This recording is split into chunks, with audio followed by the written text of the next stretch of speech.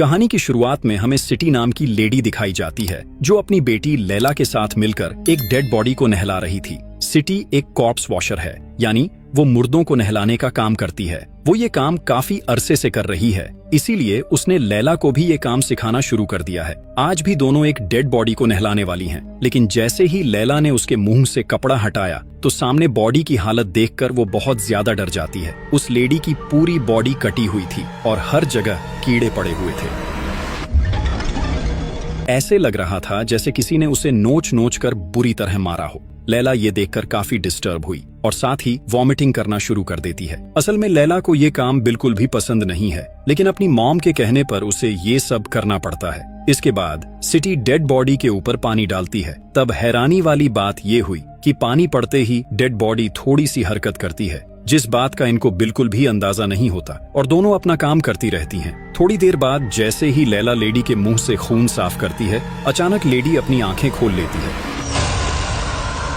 और सीन यहाँ से कट होकर हमें आज से कुछ टाइम बाद ईदा नाम की एक लेडी दिखाई जाती है, जिन्होंने अपने बेटे की बर्थडे पार्टी पर गांव के सभी लोगों को बुलाया हुआ था। यहाँ सिटी और उसकी बाकी दोस्तें भी आई हुई थीं, जिनकी बातों से हमें पता चलता है कि इनमें से कोई भी अपने हस्बैंड के साथ नहीं रहती। इनके हस्बैंड्स इन्हें छोड़ चुके हैं, यानी किसी न किसी वजह से इनका डिवोर्स हो चुका है, सिवाय टेरी के, जिसकी अभी तक शादी ही नहीं हुई। सभी लोग काफी खुश थे और पार्टी एंजॉय कर रहे थे, लेकिन ईदा, जिसके बेटे की बर्थडे है, किसी वजह से परेशान थी, जो बात सिटी भी नोट करती है। लेकिन जब वो ईदा से उसकी परेशानी की वजह पूछती है, तब ईदा सिटी को ऐसी बात बताती है जो सुनकर सिटी भी काफी परेशान हो जाती है। अब वो बात क्या थी, फिलहाल हमें नहीं बताया जाता। पार्टी खत्म होने के बाद सिटी अपने घर के लिए निकल जाती है। तब उसकी परेशानी को लैला और ज्यादा बढ़ा देती है, क्योंकि उसे उनका काम बिल्कुल भी पसंद नहीं है। लैला मेकअप आर्टिस्ट बनना चाहती है, लेकिन सिटी उसे समझाती है कि इस गांव में उनके अलावा ये काम कोई नहीं कर सकता,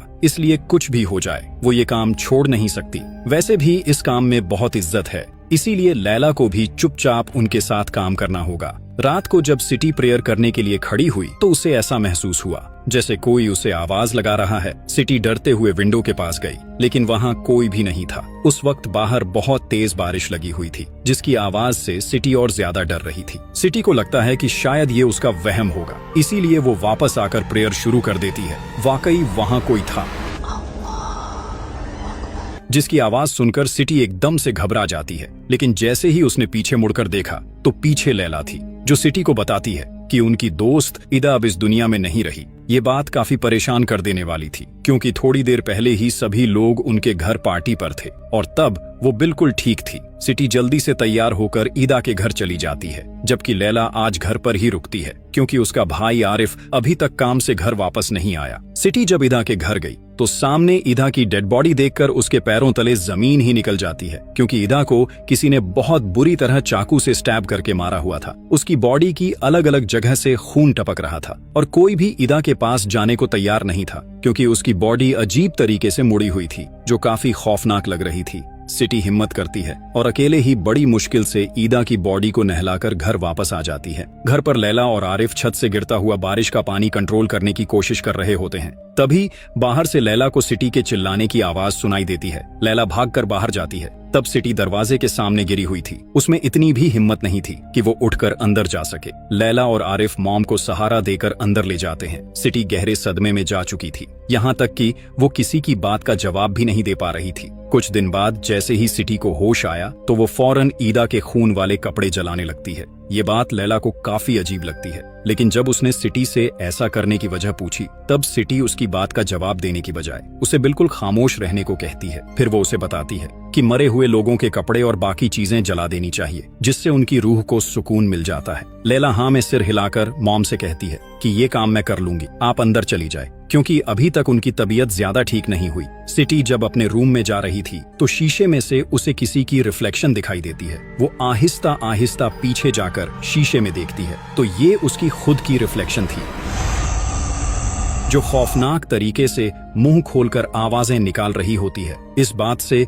सिटी बहुत ज्यादा डर जाती है और चुपचाप अपने रूम में जाकर सोने की कोशिश करने लगती है। इधर कपड़े जलाते हुए लैला को उनमें से एक फटी हुई पिक्चर मिलती है जिसमें उसकी मॉम सिटी और उनकी बाकी दोस्तें थीं। लेकिन ये पिक्चर फटी हुई क्यों थी? लैला इस बात को समझ नहीं पाती। सिटी जब अपने बिस्तर पर थी तभी उसे ऐसा महसूस हुआ जैसे लैला उसके साथ आकर लेटी है। सिटी लैला से पूछती है कि क्या तुमने बाहर वाला डोर लॉक किया? लेकिन लैला उसकी किसी भी बात का जवाब नहीं देती। इसीलिए जैसे ही सिटी ने पीछे मुड़कर देखा तो वहाँ कोई भी नहीं था। इतने में लैला भी अंदर आ जाती है, जो मॉम को घबराया हुआ देखकर उनसे पूछती है कि मॉम आपको क्या हुआ? लेकिन सिटी उसे कुछ भी नहीं बताती और दोनों सो जाती हैं। आधी रात में एक खौफनाक साया इनके रूम में आता है, जिसके आते ही सिटी भी जाग जाती है। इससे पहले कि वो मदद के लिए लैला को उठाती, उस साये ने सिटी का गला ऐसे दबाया कि सिटी बिना आवाज किए तड़प तड़प कर मर जाती है। लैला सारी रात अपनी मरी हुई मॉम के साथ सोती रही, लेकिन अगली सुबह जैसे ही उसकी आंख खुली तो सामने सिटी बहुत बुरी हालत में मरी पड़ी थी, सेम उसी तरह जैसे सिटी की दोस्त ईदा की मौत हुई थी। सिटी की बॉडी भी कटी हुई थी और बिस्तर पर हर तरफ खून ही खून था। लैला जोर जोर से चिल्लाने लगती है, जिसकी आवाज सुनकर आरिफ भी वहां आ जाता है, जो मॉम की ऐसी हालत देखकर अंदर से टूट चुका था। इस गांव में सिटी और लैला के अलावा कोई भी मुर्दे नहलाने का काम नहीं करता था, इसीलिए लैला को अकेले ही अपनी मॉम को नहलाना पड़ता है। लैला ने जैसे ही सिटी के ऊपर पानी डाला तभी सिटी की आंखें भी खुल जाती हैं। ये देखकर लैला डरती नहीं बल्कि मॉम से कहती है कि वो अब मर चुकी हैं, इसीलिए उन्हें अपनी मौत को एक्सेप्ट कर लेना चाहिए। लैला दोबारा से सिटी पर पानी डालती है और इस दफा सिटी का मुंह खुल जाता है। लैला ने जब गौर किया तो सिटी के मुंह में अजीब सी लोहे की नुकीली वायर थी। लैला ये देखकर परेशान हो जाती है कि आखिर मॉम के मुंह में ये वायर का टुकड़ा कहां से आया। लैला सिटी के मुंह में हाथ डालकर उस वायर को बाहर निकाल लेती है। ये करते हुए लैला के हाथ कांप रहे थे। इसके बाद लैला सिटी को नहलाती है और गांव के लोग मिलकर उनका फ्यूनरल कर देते हैं। अगले दिन सिटी की दोस्तें लैला का पता करने के लिए उनके घर आईं। तब लैला उसी बेड पर सोई हुई थी जिस पर सिटी की मौत हुई थी। वहां अभी भी उसका बहुत सारा खून लगा हुआ था। इससे पहले कि वो लेडीज लैला से कोई सवाल करती, लैला जल्दी से उन्हें बाहर भेजकर डोर लॉक कर देती है। लैला को पता था कि मरने वाले लोगों की सारी चीजें जला देनी चाहिए, लेकिन सिटी लैला की मॉम थी, इसीलिए चाहकर भी वो ऐसा नहीं कर पाती और मॉम की चीजें धोकर अपने पास रखने का फैसला कर लेती है। लैला जब मॉम के कपड़े धो रही थी तभी उसे वो वायर का टुकड़ा दिखाई देता है जो उसने सिटी के मुंह से निकाला था। लेकिन इससे पहले कि लैला वो वायर उठा पाती, वायर वहां से गायब हो जाती है। ये बात काफी परेशान कर देने वाली थी, क्योंकि अब तक लैला को भी समझ आ चुका था कि उसकी मॉम और ईदा की मौत कोई आम मौत नहीं थी। जरूर उनकी मौत के पीछे कोई गहरा राज है जो लैला और बाकी सबको नहीं पता। बाहर बैठी टेरी भी यही बात कर रही थी कि शायद वो दोनों किसी वजह से कर्स्ड थीं, इसीलिए दोनों की मौत ऐसे एक जैसे खौफनाक तरीके से हुई। 2 दिन में 2 मौतें होने की वजह से गांव के सभी लोग काफी परेशान थे। इसीलिए रात को सभी मिलकर सिटी और ईदा की सोल को सुकून पहुंचाने के लिए मिलकर प्रेयर करने लगते हैं। उसी टाइम टेरी को ऐसा महसूस हुआ जैसे कोई हाथ उसके पास से गुजरा है। तभी उसे सिटी और ईदा का भूत दिखाई देता है, जो काफी डरावनी आवाज में बाकी लोगों के साथ प्रेयर कर रही थी। ये देखकर टेरी चिल्लाने लगती है और उसी टाइम पूरे गांव की लाइट भी ऑफ हो जाती है। मौलवी साहब को सब समझ आ चुका था कि यहाँ क्या हो रहा है, इसीलिए वो सभी को प्रेयर जारी रखने को कहते हैं। साथ ही कैंडल जलवा देते हैं ताकि थोड़ी सी रोशनी हो जाए। इतने में लैला को भी उसकी मॉम और ईदा का भूत नजर आता है, जिनके साथ उनकी तीसरी दोस्त ऐना भी थी। लेकिन हैरानी वाली बात ये थी कि ऐना अभी तो जिंदा है, जिससे लैला समझ गई कि अगली मौत अब ऐना की ही होगी। अचानक ही ऐना का खौफनाक भूत लैला के पास आकर उसे डराने लगता है, जिससे लैला चिल्लाती है, लेकिन आरिफ उसके पास आकर किसी तरह उसे संभाल लेता है। अब आहिस्ता आहिस्ता लैला के साथ भी अजीब चीजें होना शुरू हो जाती हैं। प्रेयर खत्म होने के बाद लैला जब घर वापस आई तो सामने उसे उसकी मॉम दिखाई दी, जो अपने रूम में प्रेयर कर रही थी। लैला जानती थी कि ये उसकी मॉम नहीं बल्कि उनकी सोल है, जो बार बार लैला के सामने आकर उसे परेशान कर रही है। लैला डरते हुए उनके पास जाती है, लेकिन जैसे ही उसने उन्हें टच किया तो वो सोल वहां से गायब हो जाती है। लैला अपने डर को कम करने के लिए खुद भी प्रेयर करने का फैसला करती है, लेकिन जैसे ही वो पीछे मुड़ी तो उसके पांव में वही वायर का टुकड़ा चुभ जाता है जो उसने सिटी के मुंह से निकाला था। अभी वो पांव से वायर को निकालकर देख ही रही थी कि पीछे से उसकी मॉम की सोल उसका मुंह पकड़ लेती है, यहाँ तक कि लैला चिल्ला भी नहीं पाती। इधर हमें ऐना दिखाई जाती है, जिसका भूत लैला ने अभी कुछ देर पहले ही देखा था। ऐना अपने बेटे बीमो के साथ सिटी और ईदा की बातें कर रही थी कि तभी रूम के बाहर उसे कोई साया दिखाई देता है, लेकिन जैसे ही उसने आंखें झपकाईं तो वो साया वहां से गायब हो चुका था।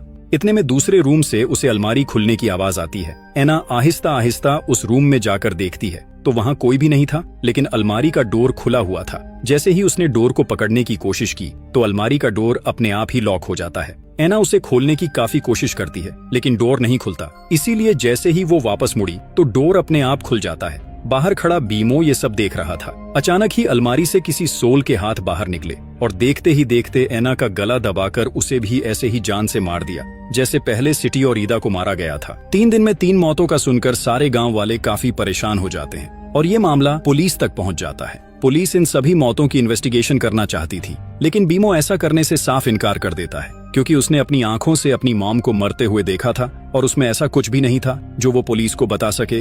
बस वो सारे गांव वालों से रिक्वेस्ट करता है कि वो लोग जल्दी से लैला को यहाँ ले आएं, जो उसकी मॉम को नहला दे, जिसके बाद उनका फ्यूनरल किया जा सके। लेकिन लैला ने अब ये काम छोड़ दिया है, क्योंकि उसे ये काम पसंद भी नहीं और वैसे भी कुछ दिनों से उसके साथ कुछ भी ठीक नहीं हो रहा। अब तक बहुत सारे लोग उनके घर के सामने आ चुके थे, लेकिन लैला किसी की बात नहीं मानती। तभी उसे ऐना का भूत दिखाई देता है, जो चिल्ला चिल्लाकर लैला से कहता है कि मेरी मदद करो।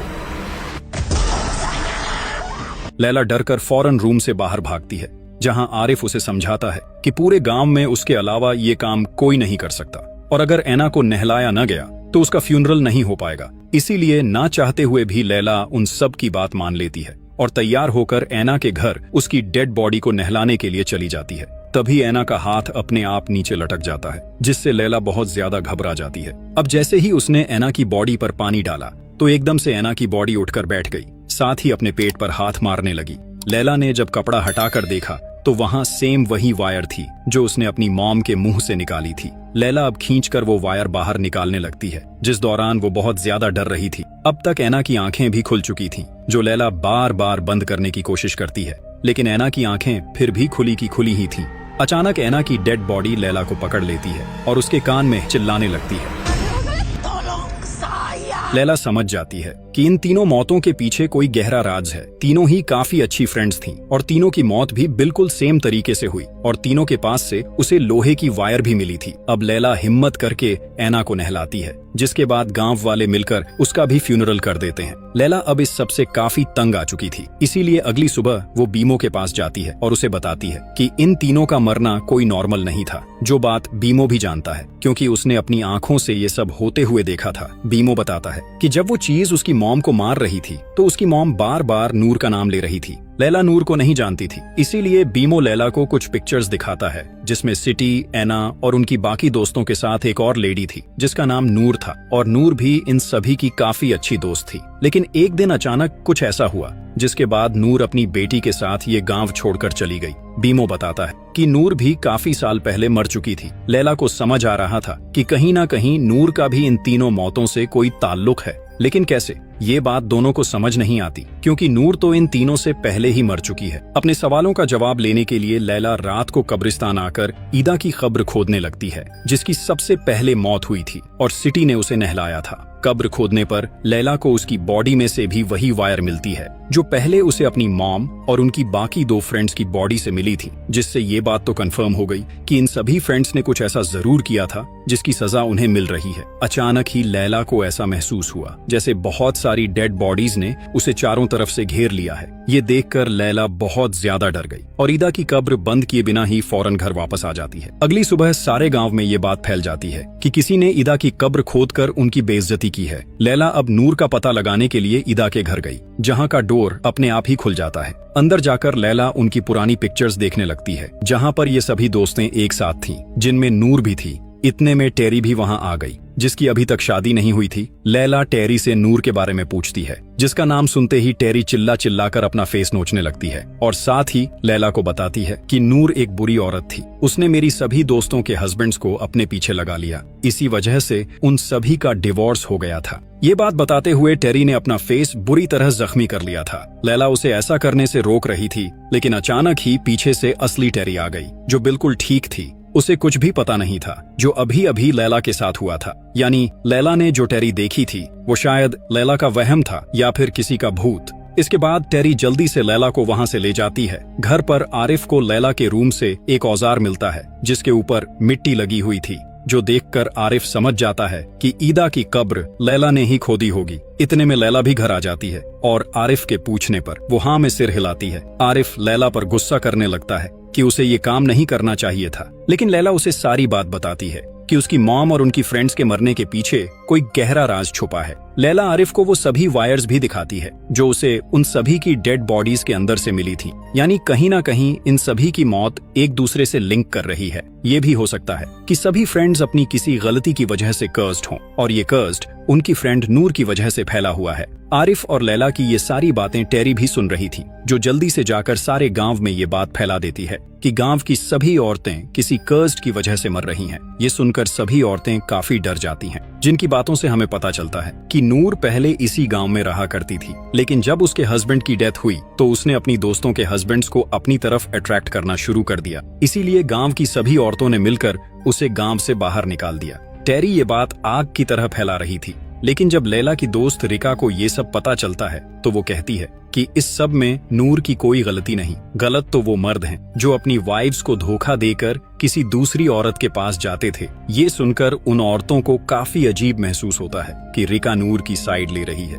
रात को लैला टेरी के पास जाकर उस पर गुस्सा करने लगती है कि आखिर ये सब करने की जरूरत ही क्या थी। वो बेवजह गांव में झूठी बातें फैला रही है। अभी ये दोनों बहस कर ही रही थीं कि इनकी आवाज सुनकर पुलिस ऑफिसर वहां आ जाते हैं, जो लैला को समझाते हैं कि नूर आज से काफी साल पहले ही मर चुकी है, उसका इन सब से कोई ताल्लुक नहीं, इसलिए उसे इन चीजों से मिलाना अच्छी बात नहीं है। और अगर लैला को इस केस के बारे में कुछ पता है तो वो सबसे पहले आकर पुलिस में उसकी रिपोर्ट लिखवाए। ऑफिसर के वहां से जाते ही टेरी की हालत खराब होने लगती है। उसे कभी नूर की सोल पोजेस कर रही थी और कभी उसकी मॉम और उनकी बाकी फ्रेंड्स की। नूर लैला को बताती है कि तुम्हारी मॉम और उनकी बाकी फ्रेंड्स ने मिलकर मेरे ऊपर झूठा इल्जाम लगाया कि मैं उनके हस्बैंड्स के साथ बुरे काम करती हूँ। हालांकि ऐसा कुछ भी नहीं था। अभी नूर बात कर ही रही थी कि बाकी औरतें दोबारा से टेरी को पोजेस करके नूर पर इल्जाम लगाने लगती हैं। लैला ये सारी बातें सुनकर परेशान हो जाती है, लेकिन अब तक उसे बहुत सारी बातें पता चल चुकी थीं। थोड़ी देर बाद जब टेरी की हालत कुछ ठीक हुई तो लैला अपने घर वापस आ जाती है, जहां दोबारा से वो अपनी मॉम और उनकी फ्रेंड्स की पिक्चर्स के जरिए उनका पास्ट जानने की कोशिश करने लगती है। आरिफ लैला की ऐसी हरकतों से बहुत ज्यादा तंग आ चुका था, क्योंकि अभी तक उसे लैला की बातों पर पूरी तरह से यकीन नहीं हुआ था। वो लैला को समझाने की कोशिश भी करता है, लेकिन लैला जवाब देती है कि वो अब रुक नहीं सकती। उनकी मॉम को किसी ने मारा है और अब वो इस सच्चाई का पता लगा कर रहेगी। रात को जब लैला सो रही थी तो वही खौफनाक हाथ आकर लैला का गला पकड़ लेते हैं। लैला खुद को बचाने की काफी कोशिश करती है, लेकिन वो हाथ लैला का गला दबाकर उसे मार देते हैं, जिसके बाद लैला का भी फ्यूनरल होता है और बाकी सब की तरह उसे भी दफना दिया जाता है। जब सभी लोग अपने अपने घर चले जाते हैं तो हम लैला को उसकी कब्र में देखते हैं, जहाँ एकदम से उसकी आंख खुली तो पता चला कि लैला बस एक बुरा सपना देख रही थी। तभी उसे रिका की बात याद आती है कि नूर के बारे में सब कुछ जानने के बाद भी रिका नूर को गलत नहीं बोल रही थी। लैला समझ जाती है कि जरूर रिका नूर के बारे में कुछ जानती होगी, इसीलिए भागकर वो रिका के घर जाती है, जहां एक टाइल के नीचे से उसे उन सभी फ्रेंड्स की पिक्चर्स मिलती हैं जो एक एक करके मर रही थीं। उन पिक्चर्स के साथ कुछ वायर्स और बाल वगैरह भी थे, जिससे साफ जाहिर था कि इन पिक्चर्स का इस्तेमाल करके किसी तरह का कोई जादू किया जा रहा है। तभी लैला को रिका के बचपन की एक पिक्चर दिखाई देती है, जिसमें वो नूर के साथ थी, यानी रिका किसी और की नहीं बल्कि नूर की ही बेटी है। इधर हम उन लेडीज की एक दूसरी दोस्त टुट्टी को देखते हैं, जिसके साथ भी सेम वैसे ही हो रहा था जैसा सिटी, एना और ईदा के साथ हुआ था। नूर उसका भी गला दबाकर उसे मार देती है और उसकी आंख में वो वायर का टुकड़ा स्टैब कर देती है। असल में सारी लेडीज को नूर ने ही मारा था, जो सबको मारने के बाद निशानी के लिए उनकी बॉडीज में वायर का टुकड़ा स्टैब कर देती थी। लैला सब कुछ जानने के बाद टेरी को सच बताने के लिए उसके घर जाती है, लेकिन सामने उसे उन सभी लेडीज की सोल्स दिखाई देती हैं जिनकी मौत हो गई थी। उन सोल्स में से टुट्टी की सोल भी थी, जिससे लैला समझ जाती है कि टुट्टी भी अब मर चुकी है। लैला जल्दी से टुट्टी के घर गई तो वाकई टुट्टी मरी पड़ी थी,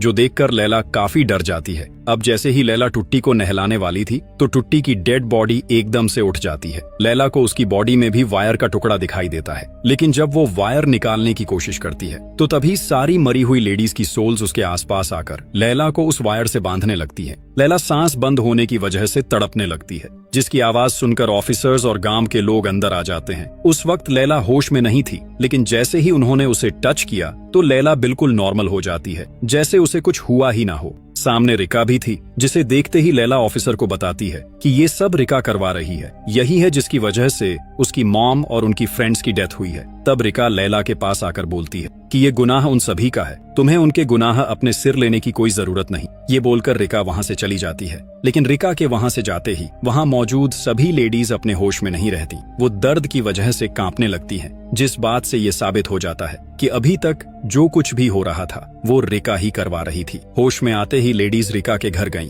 और घसीटकर उसे बाहर निकाल लिया। सभी रिका को मारने लगती हैं। तब रिका चिल्लाकर बताती है कि तुम लोगों ने मेरी मॉम को मारा, जिसकी सजा तुम सभी को मिल रही है। सीन कट होकर हमें फ्लैशबैक दिखाया जाता है, जब सिटी, एना, ईदा और टुट्टी के हस्बैंड्स नूर के अकेला होने की वजह से उसके पीछे पड़ चुके थे। इसी वजह से उन सभी ने अपनी अपनी वाइफ्स को भी छोड़ दिया था। यहाँ उन लेडीज ने अपने हस्बैंड्स के बजाय नूर को ही बुरा भला बोलना शुरू कर दिया और उसे घर से निकालकर नुकीली वायर्स से बांध दिया और इतना मारा कि नूर की वहीं मौत हो गई। नूर सभी को मारने के बाद उन्हें वायर से स्टैब करती थी, क्योंकि उसे भी ऐसे ही दर्द देकर वायर्स के साथ मारा गया था। प्रेजेंट टाइम में हमें लैला दिखाई जाती है, जो दूर खड़ी होकर रिका को उसकी मॉम की तरह टॉर्चर होता हुआ देख रही थी। तभी उसके पास उसकी मॉम यानी सिटी की सोल आती है, जो उसे ये सब रोकने को कहती है। लैला भी अब समझ चुकी थी कि ये जो कुछ भी हो रहा है इसमें नूर और रिका की कोई गलती नहीं, इसलिए वो भागकर गांव की सभी लेडीज को रोकने की कोशिश करती है। लेकिन लेडीज इतना गुस्से में थीं